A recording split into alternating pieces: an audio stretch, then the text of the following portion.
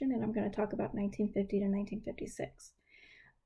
There was a deaf Cuban New Yorker, Dr. Edmund Boter, and he became known as the pioneer of caption film library for the deaf. He started splicing in captions and would rent them out. Well, after a visit to Lexington School for the Deaf, he became intrigued by a teacher providing deaf students movie captions on transparency. He got a $5,000 grant to create a nonprofit corporation called Caption Film for the Deaf. Realizing, however, that this was not financially feasible, he advocated for a government-sponsored solution. In 1958, a law was creating this solution. Again, they called it Caption Film for the Deaf, which the nonprofit with the same name was then disbanded, and their collection was provided to the government solution. In 1962, Kennedy signed in another bill that expanded the program even further. In the early 50s, there was the problem of deaf people begging was on the rise. It was assumed that deaf people were too proud at the time to beg, and that it was just hearing people pretending to be deaf for sympathy. However, the NAD even had a slogan that deaf people do not beg, but they had to drop this because they realized that a number of the people begging were in fact deaf.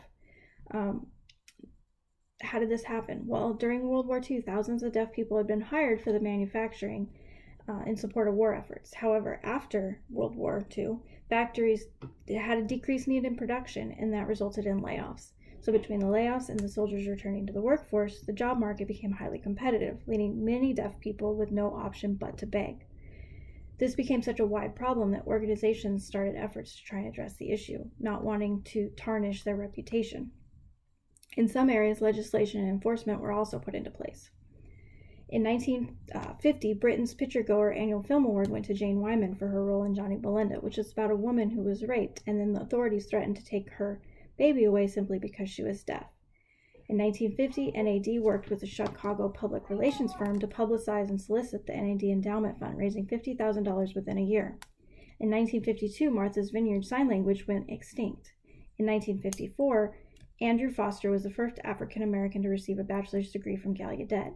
And in the 1950s, there were a number of misleading claims by hearing aid companies that hearing aids could help deaf people hear, creating confusion within the hearing population and giving false hope to parents of deaf children. American Deaf History, 1957 to 1962.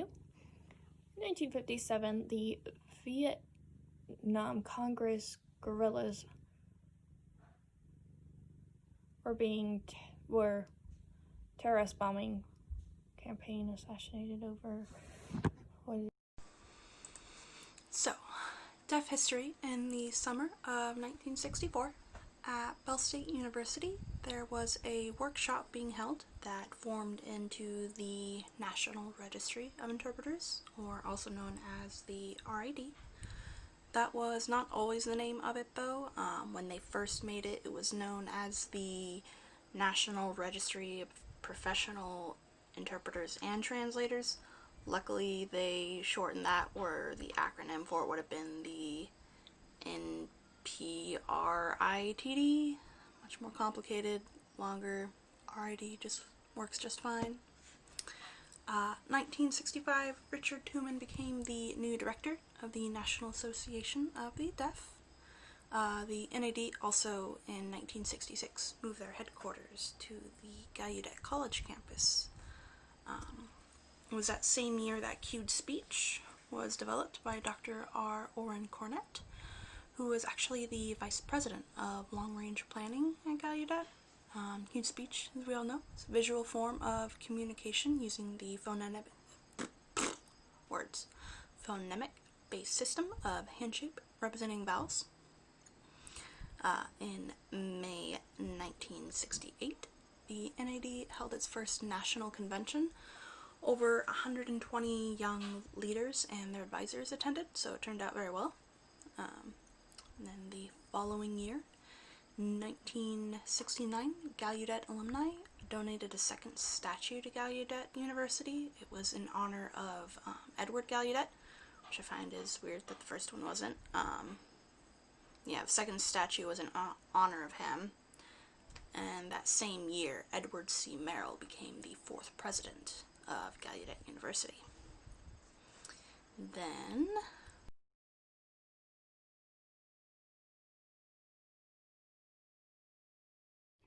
Here's a quick review of American history between the years of 1950 and 1956. During this time, the Cold War was going on. In fact, between 1947 and 1991, the Cold War was going on.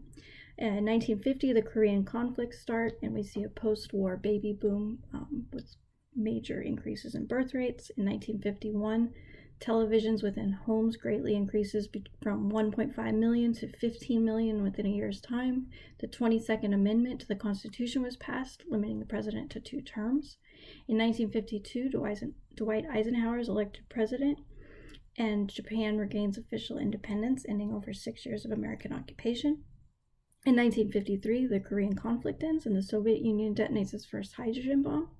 In 1954, Brown versus Board of Education starts desegregation within schools. First human trials for oral contraception begin, and the U.S. launches the first nuclear-powered submarine. 1955, Rosa Parks arrested for refusing to give up her bus seat, and the first pocket-sized transistor radio is developed. In 1956, the Federal Aid Highway Act was put into law and authorized 41,000 miles of interstate highway to be built. American history, 1957 to 1962. In 1957, the Vietnam Congress guerrillas, they had a terrorist bombing campaign and they assassinated over 400 South Vietnamese officials in Saigon. In 1957 was Eisenhower's second inauguration on January 21st. On September 24th, 1957, Little Rock 9 happened. In 1958, on January 1st, the first Explorer, or the Explorer 1, had its first American satellite launched. In 1959, Castro tried to take over Cuba on January 1st. And also in 1959, Alaska becomes a state, the 49th state to be exact, and then a couple months later, Hawaii became the 50th state. In 1961, JFK was inaugurated as the 35th president. Also in 1961, the Bay of Pigs failed. It was the invasion of Cuba. The Berlin Wall was built on August 13, 1961. In 1962, Lieutenant Colonel John Glenn became the first U.S. astronaut to orbit the Earth. Marilyn Monroe died in August of 1962, and Nelson Mandela, he got arrested in August of 1962. The Cuban Missile Crisis occurred between August 16th and August 28th of 1962. As for the American history side, I'm gonna just keep this going in chronological order so this makes sense. August 28th of 1963, Martin Luther King Jr. gave his infamous speech of I Have a Dream before a crowd of 200,000 people during the Civil Rights March in Washington, D.C. Then in November 22nd of 1963, President John F. Kennedy was assassinated, which we should all know about. Won't go over that much. But Vice President at the time was Lyndon B. Johnson. He took over presidency for JFK after that happened. In July 2nd of 1964, President Johnson had signed the Civil Rights Act, though. Also in 1964, Martin Luther King Jr. received the Nobel Peace Prize. He was the youngest ever to receive the prize at the age of 35. He'd actually turned over all his prize money to the civil rights movement. So that was cool. In January, I think it was January 20th, 1965, President Johnson was inaugurated for the second time. Later that year, in August, he'd signed the Voting Rights Act, which prohibited racial discrimination in voting. Just because that was signed didn't mean everything was peachy and peaceful, of course. It was still in 1965 that state troopers had attacked a peaceful demonstration that was being led by Martin Luther King. Then, April 4th of 1968. That was the day Martin Luther King was assassinated. That following year, 1969, Robert F. Kennedy, who is JFK's brother, was also assassinated. So the 60s was a decade of a lot of assassinations, unfortunately.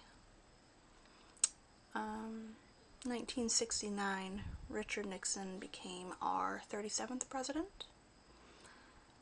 And in that same year, astronauts Neil Armstrong and Edwin Aldrin became the first men to land on the moon. And that pretty much wraps it up for the 50s and 60s. Thank you.